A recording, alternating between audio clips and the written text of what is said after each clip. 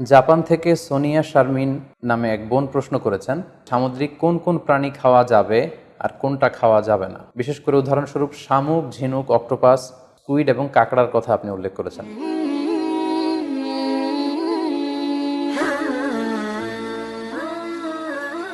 আসসালামু আলাইকুম ওয়া রাহমাতুল্লাহি ওয়া বারাকাতুহু। নাহমাদুহু ওয়া নুসাল্লি আলা রাসূলিহিল কারীম। আম্মা বা'দু ফাআউযু বিল্লাহি মিনাশ শাইতানির রাজীম। বিসমিল্লাহির রহমানির রহিম। জাপান থেকে সোনিয়া শারমিন নামে এক বোন প্রশ্ন করেছেন, আমি জাপানে থাকি। এটা একটা অমুসলিম দেশ যেখানে খাবারে শূকরের ব্যবহার অনেক বেশি। সি ফুডেও এরা শূকর ব্যবহার করে। প্রতিটা খাবারের উপাদান পড়ে পড়ে কিনতে হয়। দেশটা দ্বীপ দেশ বলে সামুদ্রিক অনেক প্রাণী খাবারে ব্যবহার করা হয়। আপনাকে অনুরোধ করছি যাতে যদি আপনি আমাদেরকে জানাতেন যে সামুদ্রিক কোন কোন প্রাণী খাওয়া যাবে আর কোনটা খাওয়া যাবে না, বললে খুবই উপকার হতো। উদাহরণস্বরূপ শামুক, ঝিনুক, অক্টোপাস, স্কুইড, কাঁকড়া এগুলো এখানকার অনেক হালাল নুডলসেও দেয়া থাকে। বাংলাদেশি হওয়ায় এগুলো তেমন একটা খাওয়া হয়নি। এগুলো কি হালাল? প্রিয় বোন, আপনাকে ধন্যবাদ। আপনি সি ফুড খাওয়া, সি ফুডের কিছু আইটেমের কথা উল্লেখ করেছেন। এগুলো খাওয়া হালাল কিনা এ ব্যাপারে আপনি জানতে চেয়েছেন। স্পেসিফিকলি সামুদ্রিক কোন কোন প্রাণী খাওয়া যাবে আর কোন কোন প্রাণী খাওয়া যাবে না, এটি ছিল আপনার প্রশ্ন। বিশেষ করে উদাহরণস্বরূপ শামুক, ঝিনুক, অক্টোপাস, স্কুইড এবং কাঁকড়ার কথা আপনি উল্লেখ করেছেন। এই প্রশ্নের উত্তরে আমরা বলবো যে আল্লাহ তাআলা আমাদের জন্য, বিশ্বাসীদের জন্য যেটা তৈয়িবাত অর্থাৎ পবিত্র খাবার রয়েছে, এগুলোকে খাওয়া আমাদের জন্য হালাল করেছেন। আর যত খাবাইস বা অপবিত্র নোংরা খাবার রয়েছে সেগুলো তিনি আমাদের জন্য হারাম করেছেন। সূরাতুল বাকারার 172 নম্বর আয়াতে আল্লাহ তাআলা ইরশাদ করছেন, ইয়া আইয়ুহাল্লাযীনা আমানু কুলু মিন তাইয়্যিবাতি মা রাযাকনাকুম ওয়াশকুরু লিল্লাহি ইন কুনতুম ইয়্যাহু তা'বুদুন। অর্থাৎ ওহে বিশ্বাসীরা, আমি তোমাদেরকে পবিত্র জিনিস থেকে যেটা রিজিক হিসেবে দান করেছি তোমরা সেটা খাও, অপবিত্র কোনো কিছু তোমরা খেও না। পাশাপাশি সূরাতুল আরাফের 157 নম্বর আয়াতে আল্লাহ তাআলা ইরশাদ করছেন, ওয়া ইউহিল্লু লাহুমুত তাইয়্যিবাতি ওয়া ইউহাররিমু আলাইহিমুল খাবাইস। অর্থাৎ তিনি তোমাদের জন্য তৈয়িবাত বা পবিত্র খাবারগুলোকে তিনি হালাল করেছেন, আর অপবিত্র যত খাবার আছে এগুলো তিনি তোমাদের জন্য হারাম করেছেন।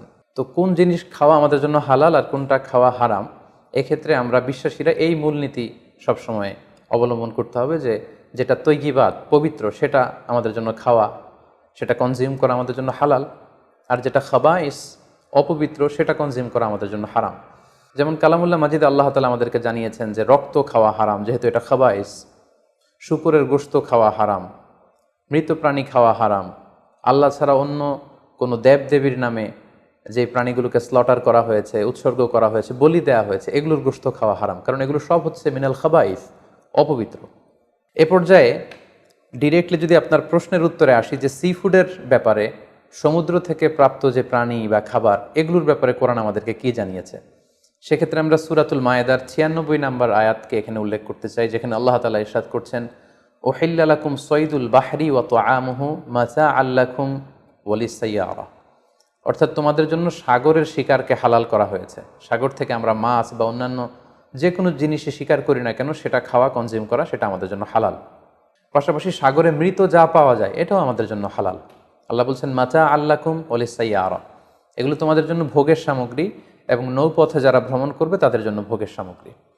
রাইসুল মুফাসসিরিন আব্দুল্লাহ ইবনে আব্বাস রাদিয়াল্লাহু তাআলা আনহু এই আয়াতের তাফসীরে সয়দুর বাহার বলতে তিনি বুঝিয়েছেন জীবিত। জীবিত তোমরা সাগর থেকে যেটাকে শিকার করো সেটা তোমাদের জন্য খাওয়া জায়েজ।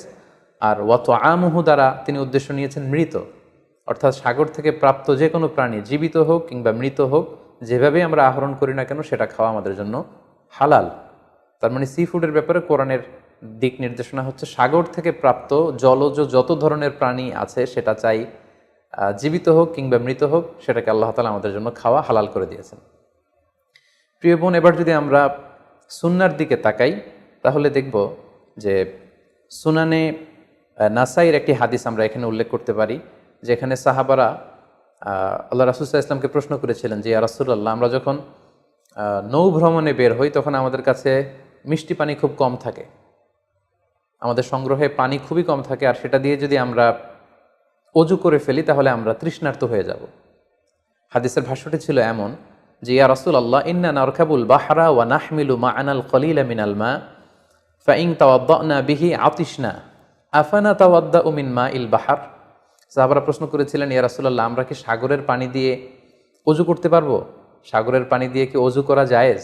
আল্লাহ রাসূল সাল্লাল্লাহু আলাইহি ওয়াসাল্লাম এই প্রশ্নের উত্তরে বলেছিলেন, হুয়া তাহুরু মাউহ, হ্যাঁ অবশ্যই তোমরা সাগরের পানি দিয়ে অজু করতে পারবে, কারণ সাগরের পানি পবিত্র। যদিও আমরা জানি যে সাগরের পানি লবণাক্ত, কিন্তু সাগরের পানি পবিত্র, তোমরা সাগরের পানি দিয়ে অজু করতে পারবে। প্রশ্নের উত্তর এতটুকু দিয়ে তিনি ক্ষান্ত হননি, তিনি এক্সট্রা আরও একটা স্টেটমেন্ট তিনি দিয়েছেন, সেটা হচ্ছে আল হিল্লু মাইতাতুহু।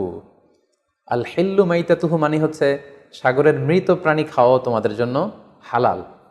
অর্থাৎ সাগরের পানি পবিত্র আর সাগরের মৃত প্রাণী এগুলো তোমাদের জন্য খাওয়া হালাল।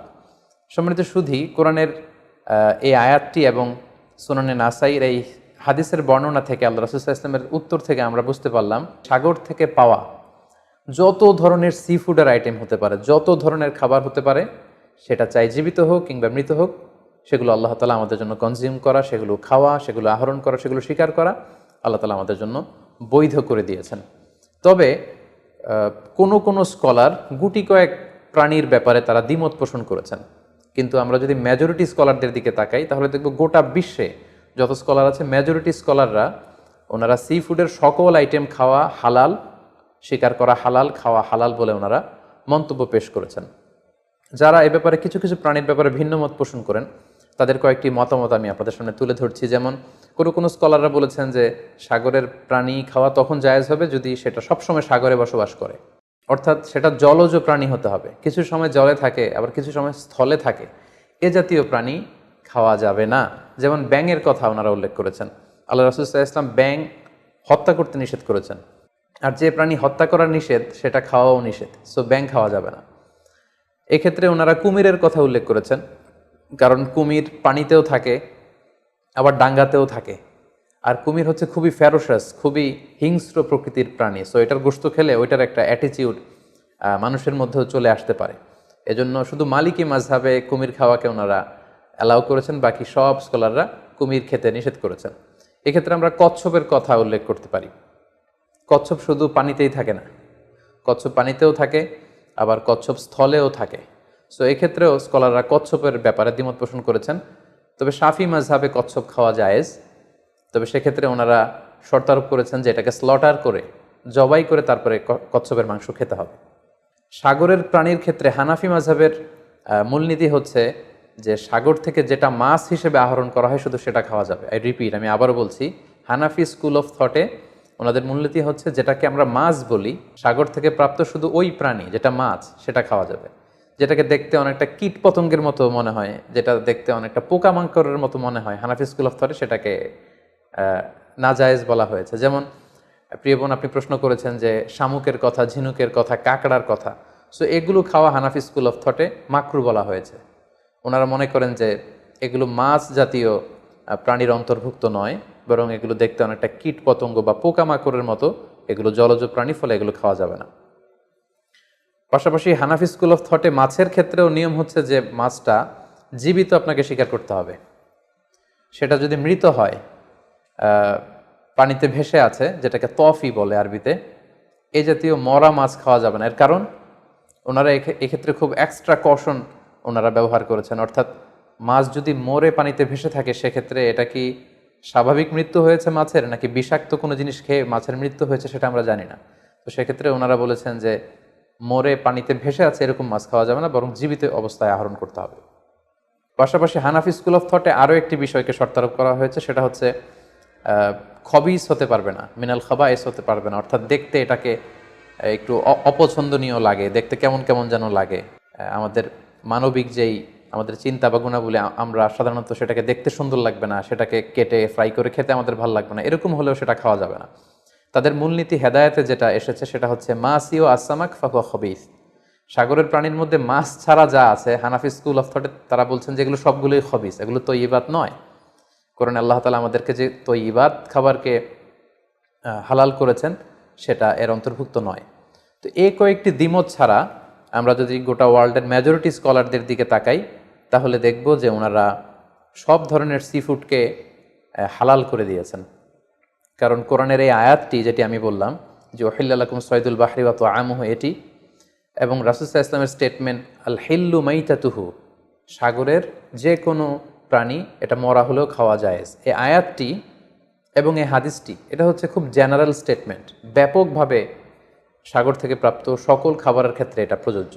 যদিও হানাফি স্কুল অফ থটে কিছু কিছু সিফুডকে মাকরু বলা হয়েছে, কিন্তু এগুলোকে আসলে হারাম বলার সুযোগ নেই, কারণ কোনো প্রাণীকে খাওয়া হারাম এটা বলতে হলে অকাট্য দলিলের প্রয়োজন। আল্লাহ দিল্লাল কাতঈয়া ছাড়া আসলে কোনো জিনিসকে হারাম বলা যায় না। তো এক্ষেত্রে এটা রুচির ব্যাপার। আমরা যদি গোটা বিশ্বে দেখি যে মেজরিটি মুসলিম কান্ট্রিতে কাঁকড়া খাওয়া হচ্ছে, অনেক স্কলারদেরকেও আমরা দেখেছি ওনারা কাঁকড়া খাচ্ছেন, ওনারা স্কুইড খাচ্ছেন, অক্টোপাস খাচ্ছেন। তো সেক্ষেত্রে আমাদের রুচিতে যদি ভালো লাগে তাহলে আমরা খেতে পারি, এটা রুচির সাথে সম্পৃক্ত। আপনার রুচিতে যদি না কুলায় আপনি খাবেন না। যেমন এই ক্ষেত্রে আমরা উদাহরণস্বরূপ দব, হাদিসে যেটা গুইসাপ জাতীয় একটা প্রাণীর কথা সহিহ বুখারীতে এসেছে, যেটা আমাদের বাংলাদেশে অনেক এলাকায় সান্ডা বলে থাকে। তো এই গুইসাপ জাতীয় প্রাণী খাওয়া কিন্তু হারাম নয়। আমরা সহিহ বুখারীর বর্ণনায় জেনেছি যে আল্লাহ রাসূল সাল্লাল্লাহু আলাইহি ওয়াসাল্লামের স্ত্রী মাইমুনা রাদিয়াল্লাহু তাআলা আনহার বাসায় আল্লাহ রাসূল সাল্লাল্লাহু আলাইহি ওয়াসাল্লাম সহ অনেক সাহাবারা খেতে বসেছিলেন। সেখানে একটা প্লেটে গুইসাপকে ফ্রাই করে দেওয়া হয়েছিল। তো রাসূল সাল্লাল্লাহু আলাইহি ওয়াসাল্লাম খেয়াল না করে সাধারণ গোশত মনে করে সেখানে তিনি হাত দিচ্ছিলেন। তখন অনেক সাহাবারা, মহিলা সাহাবারা বললেন, ইয়া রাসূলুল্লাহ, এটা তো দব, এটা তো গুইসাপ। এই কথা শুনে আল্লাহ রাসূল সাল্লাল্লাহু আলাইহি ওয়াসাল্লাম সেখান থেকে হাতটা সরিয়ে নিলেন। তো এই দৃশ্য দেখে খালিদ ইবনে ওয়ালিদ রাদিয়াল্লাহু তাআলা আনহু উনি জিজ্ঞেস করলেন, ইয়া রাসূলুল্লাহ, গুইসাপ খাওয়া কি হারাম? হারামুন আদ-দাব্বু ইয়া রাসূলুল্লাহ, আপনি যে হাত সরিয়ে নিলেন, গুইসাপ খাওয়া কি হারাম? আল্লাহ রাসূল সাল্লাল্লাহু আলাইহি ওয়াসাল্লাম বললেন যে না, গুইসাপ খাওয়া হারাম নয়, তবে আমি এটা খেয়ে অভ্যস্ত নই, আমাদের এলাকাতে এটা পাওয়া যায় না, এজন্য আমি এটা খাচ্ছি না। তাহলে বোঝা গেল এক্ষেত্রে এটা রুচির সাথে সম্পৃক্ত। সো গুইসাপ হালাল বলে যে গুইসাপ আমাদেরকে খেতে হবে, সান্ডা আমাদেরকে খেতে হবে, এমন কোনো কথা নেই। আপনার যদি রুচিতে কুলায় আপনি খাবেন, আর রুচিতে যদি আপনার না আসে তাহলে আপনি খাবেন না। অনুরূপভাবে যেহেতু সাগরের মাছ হিসেবে হাঙ্গর মাছ, তিমি মাছের ব্যাপারে অনেকে আমাদের কাছে জানতে চায়, আমরা বলবো যে হাঙ্গর মাছ খাওয়া, তিমি মাছ খাওয়াও হালাল যদি আপনার রুচিতে আসে। হালাল বলেই যে খেতে হবে এমনটা নয়। সেক্ষেত্রে আমরা সহিহ বুখারী এবং মুসলিমের একটা চমৎকার হাদিসের কথা এখানে উল্লেখ করতে পারি। সেখানে আমরা জেনেছি যে সাহাবাদের একটা দলকে আল্লাহ রাসূল সাল্লাল্লাহু আলাইহি ওয়াসাল্লাম একটা নৌ সফরে পাঠিয়েছিলেন। বেসিক্যালি কুরাইশদেরকে আটকানোর জন্য সাওয়াহেলি পথে সাগরের উপকূল দিয়ে ওনারা গিয়েছিলেন। সাথে খাবার ছিল না, খেজুর ছিল, খেজুর শেষ, গাছের পাতা পেরে পেরে ওনারা খেতেন। হঠাৎ প্রচণ্ড ক্ষুধার্ত অবস্থায় ৩০০ জন সাহাবীর একটা কাফেলা, তারা সাগরের পাড়ে যেয়ে দেখলেন সাগরের ঢেউয়ের ধাক্কায় বিশাল এক তিমি মাছের মতো একটা প্রাণী পড়ে আছে। ওনারা এই তিমি মাছ তখন খেতে আরম্ভ করলেন। তারা সেখানে প্রায় 1 মাস ছিলেন, সংখ্যায় ছিল ৩০০ জন সাহাবীর মতো। ওনারা এই তিমি মাছ খেয়ে এটাকে ফ্রাই করে, এটাকে সিদ্ধ করে করে টানা 1 মাস ওনারা খেলেন। এবং হাদিসে এসেছে যে আমরা এই তিমি মাছের গোশত খেয়ে, যদিও হাদিসের শব্দটা এসেছে আম্বার জাতীয় একটা মাছ, তো এটা এত বড়, এটা ব্লু ওয়েল টাইপের কোনো একটা মাছ হবে, নীল তিমি টাইপের কোনো একটা মাছ হতে পারে। কারণ হাদিসে এসেছে মাছের গোশত খেতে খেতে এটার কঙ্কাল বের হয়ে আসলো।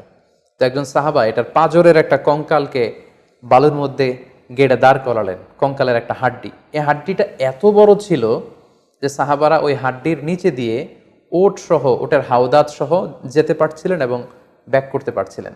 তাহলে সেই তিমি মাছের কঙ্কালের স্কেলিটনের পাঁজরের হাড্ডিটা কত বড় ছিল, সেখান থেকে আমরা বুঝতে পারি এটা তিমি টাইপের কোনো একটা মাছ হবে। সফর শেষ করে ওনারা যখন মদিনায় আসলেন তখন আল্লাহ রাসূল সাল্লাল্লাহু আলাইহি ওয়াসাল্লামকে ওনারা পুরো ঘটনা বৃত্তান্ত খুলে বললেন এবং জিজ্ঞেস করলেন, ইয়া রাসূলুল্লাহ, এই যে এত বড় তিমি মাছের মতো একটা মাছ যে আমরা খেয়েছি, আমরা তো জানি না এত বড় মাছ এটা খাওয়া শরীয়তে বৈধ কিনা। আল্লাহর হাবিব সাল্লাল্লাহু আলাইহি ওয়াসাল্লাম বললেন, এটা বৈধ, তিমি জাতীয় মাছ এগুলো খাওয়া বৈধ, এটা আল্লাহ তাআলা তোমাদের জন্য রিজিক হিসেবে রেখেছিলেন। সহিহ মুসলিমে যেই বর্ণনাটা এসেছে তিনি বললেন যে হুয়া রিজকুন আখরাজাহুল্লাহু লাকুম, এটা আল্লাহর পক্ষ থেকে তোমাদের জন্য নির্ধারিত একটা রিস্ক। এবং আল্লাহ রাসূল সাল্লাল্লাহু আলাইহি ওয়াসাল্লাম বললেন, ফাহাল মাআকুম মিন লাহমি, ওই মাছের গোশত তোমরা যে প্রিজার্ভ করেছিলে ওইখান থেকে কি তোমাদের কাছে কিছু আছে? সাহাবারা বললেন, জি, আমাদের কাছে সেই মাছের কিছু অংশ এখনো আছে। আল্লাহ রাসূল সাল্লাল্লাহু আলাইহি ওয়াসাল্লাম বললেন, তাহলে আমাকে কিছু দাও, ফাতুতঈমুন, আমাকে কিছু খাওয়াও। ক্বালা ফাআরসালনা ইলা রাসূলিল্লাহি সাল্লাল্লাহু আলাইহি ওয়াসাল্লাম মিনহু ফাআকালাহু, তারা তাদের বাড়ি থেকে সেই মাংসের কিছু অংশ এনে রাসূল সাল্লাল্লাহু আলাইহি ওয়াসাল্লামকে দিলেন, পাঠালেন, এবং সেই তিমি মাছের গোশত থেকে আল্লাহ রাসূল সাল্লাল্লাহু আলাইহি ওয়াসাল্লাম নিজে ভক্ষণ করলেন। সম্মানিত, শুধু এই লম্বা হাদিসটি থেকে আমরা জানতে পারলাম যে সাগরের এই হাঙ্গর মাছ, তিমি মাছ, যেগুলো অনেক বড় বড় মাছ, এগুলোও খাওয়া বৈধ, যেহেতু সাগরের সব প্রাণী খাওয়া আল্লাহ তাআলা আমাদের জন্য জায়েজ করেছেন।